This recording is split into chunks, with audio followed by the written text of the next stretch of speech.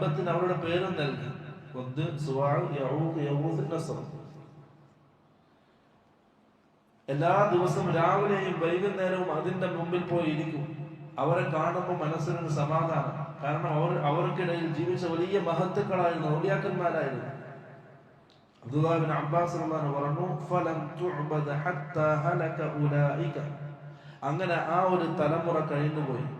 ആ സമയത്തൊന്നും ആ വിഗ്രഹങ്ങൾ, ആ രൂപങ്ങൾ ആരാധിക്കപ്പെട്ടിരുന്നില്ല. അതിന്റെ മുമ്പിൽ ആരാധനാ കർമ്മങ്ങൾ നടത്തപ്പെട്ടിരുന്നില്ല. അങ്ങനെ ആ ഒരു തലമുറ, ആ ഒരു സമൂഹം കഴിഞ്ഞു. പുതിയൊരു തലമുറ വന്നു. ഇൽമില്ലാതായി, അറിവില്ലാതായി. ഈ 5 രൂപങ്ങളെ സംബന്ധിച്ചുള്ള ഇവർ ആരായിരുന്നു, എന്തിനാണ് ഇങ്ങനെ രൂപങ്ങൾ ഉണ്ടാക്കിയത് എന്ന ഇൽമ്, അറിവ് അവർക്കില്ലാതായി. അപ്പോഴാണ് അവർ ആരാധിക്കപ്പെട്ടത്. അങ്ങനെയാണ് ഭൂമിയിൽ ആദ്യമായിട്ട്